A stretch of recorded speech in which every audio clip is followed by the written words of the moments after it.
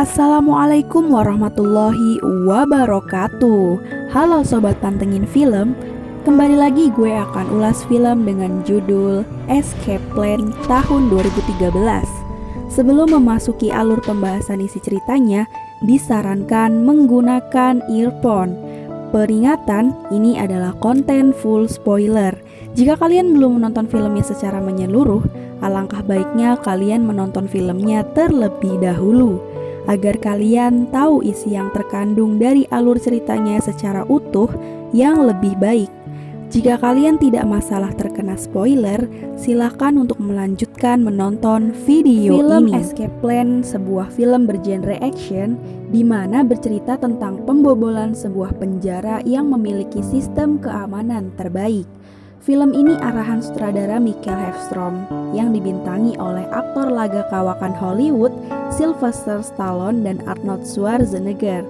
Film yang ditulis oleh Miles Chapman dan Arnel Jesko ini mendapatkan skor di Rotten Tomatoes sebanyak 50%. Sedangkan di IMDb, film berdurasi 115 menit itu mendapatkan nilai sebanyak 6,7 dari 10.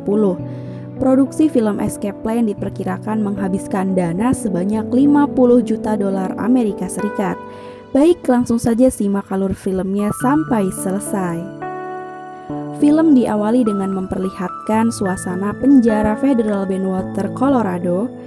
Terlihat Ray Breslin yang diperankan oleh Sylvester Stallone di penjara itu. Entah apa yang dilakukannya sehingga ia bisa masuk ke penjara itu. Ray Breslin tidak seperti narapidana lain. Dia selalu memperhatikan setiap detail aktivitas penjaganya, melihat setiap sudutnya dan seperti sedang merencanakan sesuatu.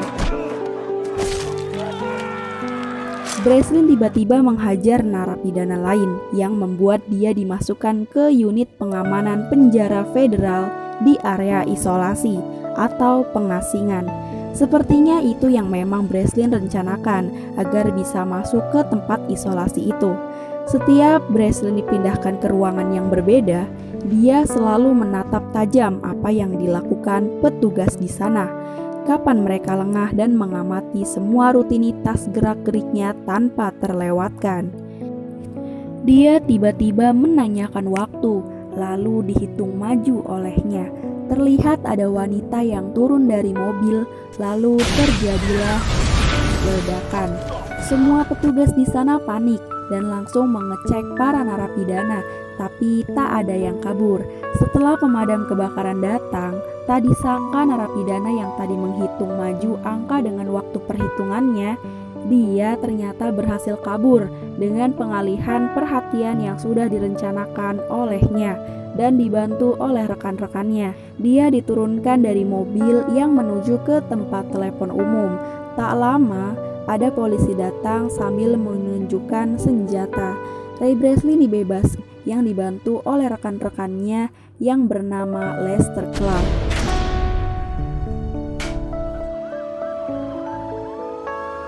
Di sini terlihat bahwa penjara itu berhasil dibobol. Ray Breslin yang diperankan oleh Sylvester Stallone adalah mantan jaksa yang memiliki sebuah perusahaan keamanan yang berbasis di Los Angeles. Perusahaan ini mengkhususkan diri dalam pengajuan keandalan beberapa penjara yang memiliki tingkat keamanan maksimum.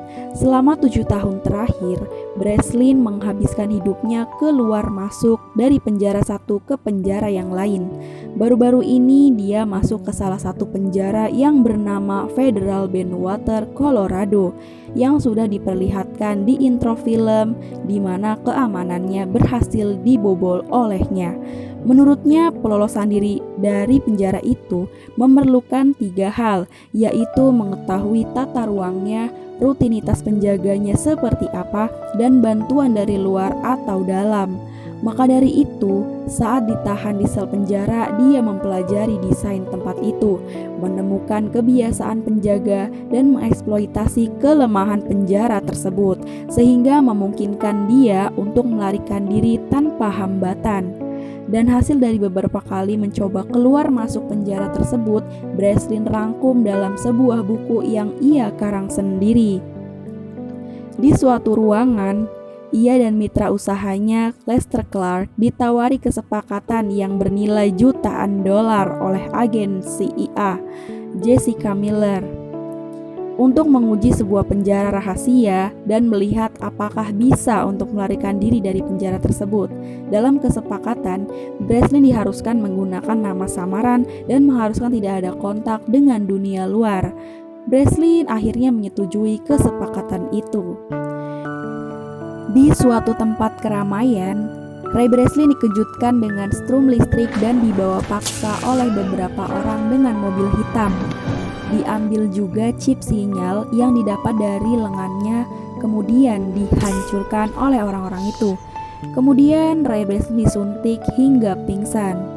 Saat mulai tersadar dari pingsannya, Breslin sudah berada di penjara yang lokasinya pun tidak ia ketahui. Ada sebuah konspirasi yang membuat dirinya terjebak di penjara yang bernama The Tomb tersebut.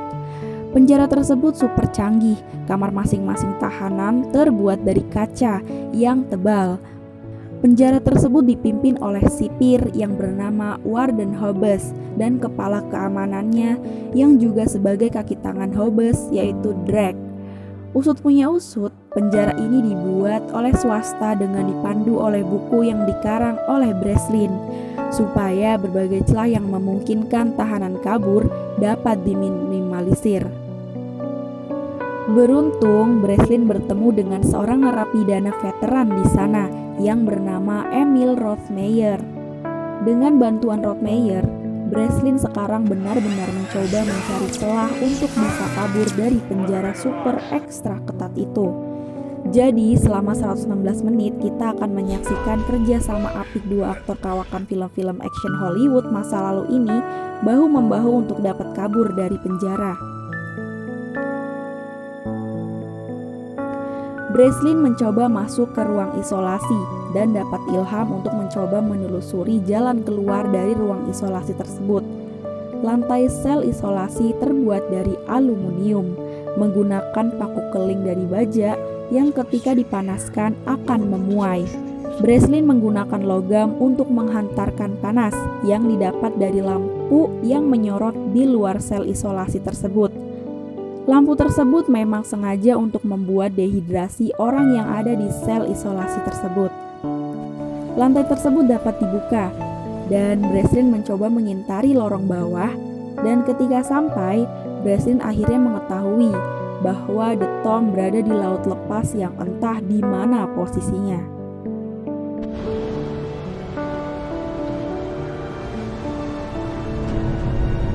Breslin dan Rothmeyer terus bekerja mempelajari kompleks serta rutinitas penjaganya sehari-hari seperti apa.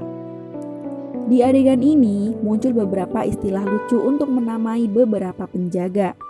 Hasil dari berteman dengan Rothmeyer, Breslin kenal dengan narapidana muslim yang bernama Jayid untuk mencoba sholat tahajud langsung bertatapan dengan bulan. Alih-alih sholat tahajud, Jayid mencoba menemukan titik koordinat tempat tersebut berada di mana. Jayid menggunakan sextant, rancangan Breslin yang terbuat dari ballpoint, kacamata, dan secari kertas bertuliskan derajat lintang. Didapatilah bahwa kapal tersebut berada di Samudra Atlantik dekat perairan lepas Maroko. Dengan bantuan dokter penjara, Breslin mencoba mengirimkan email kepada rekanan Rothmeyer yang ada di Maroko. Klimaks pun dimulai dengan Breslin mengirimkan kode Morse palsu bahwa di sel blok C harus dibuat kerusuhan. Maka dengan sigap, Hobbes menempatkan keamanan mayoritas di sel blok C. Namun yang terjadi kerusuhan malah terjadi di sel blok A. Breslin, Rothmeyer, dan Jayid berhasil keluar, namun terlambat. Ruangan sudah dikendalikan otomatis untuk mengunci seluruh pintu keluar. Breslin pergi ke ruang mesin, sementara Rothmeyer dan Jayid bertahan. Akan tetapi karena Jayid tertembak, maka ia merelakan diri untuk bertarung dengan keamanan. Dia menembaki keamanan yang bersenjata lengkap dengan hanya menggunakan 2 pistol. Ketika ruang mesin dimatikan Breslin, Rothmeyer berhasil keluar dari kapal, lalu menuju helikopter yang sudah datang menjemput. hasil dari pengiriman email yang dilakukan oleh dokter penjara. Rottmeier mengambil senapan mesin yang ada di helikopter. Jadi teringat film Terminator. Lalu memberondong pasukan keamanan. Namun, pasukan keamanan terlalu banyak, mengharuskan Rottmeier pergi dengan helikopter. Sementara Breslin yang tidak sempat menuju dek atas, ia menggunakan rencana B, karena ia beranggapan selalu ada rencana B, yaitu dengan masuk ke sistem pembuangan otomatis ketika mesin dinyalakan. Ia terlempar ke laut, lalu dijemput oleh helikopter dan terlibat adu tembak dengan Hobbes. Namun Hobbes dapat dihabisi dengan menembaki drum barel yang ada di sekelilingnya. Akhirnya mereka berdua lolos. Mereka mendarat di sebuah pantai di Maroko yang ternyata tebakan koordinat dari Breslin terbukti tepat. Disinilah Rottmeier mengungkapkan bahwa ialah Mannheim dan Miller adalah putrinya. Dan ide untuk kerjasama dengan Breslin merupakan ide dirinya. Dan film pun tamat. Satu hal yang menarik dari film ini adalah gaya bercerita sang sutradara yang patut diacungi jempol. Dengan tempo yang cepat serta tanpa basa-basi, sang sutradara mampu menjaga tensi ketegangan serta ritme kisah yang tetap terjaga hingga film usai. Film ini pun tidak digarap seperti prison movie kebanyakan. Film ini dibagi menjadi 3 bagian, tujuan yang merupakan sebuah misi, observasi, serta persiapan, serta eksekusi yang terkadang mengharuskan untuk menggunakan rencana B. Menyaksikan Escape Plan memberikan sensasi tersendiri. Dengan dikemas sedemikian rupa, kita disuguhkan cerita yang cukup menarik, cukup cerdik, dan tak terduga. Sebuah twist sengaja dipersiapkan di akhir kisah. Mudah-mudahan ke depan kolaborasi aktor-aktor sejenis ini dalam sebuah film akan bertambah banyak. Cukup sekian ulasan alur cerita dari film Escape Plan tahun 2013. Semoga kita bisa mengambil sisi positifnya. Jika kalian suka channel ini, jangan lupa like, komen, share ke teman-teman kalian, dan di subscribe agar gue semangat buat konten selanjutnya untuk kalian. Terima kasih sobat pantengin film. Sampai jumpa lagi. Wassalamualaikum warahmatullahi wabarakatuh.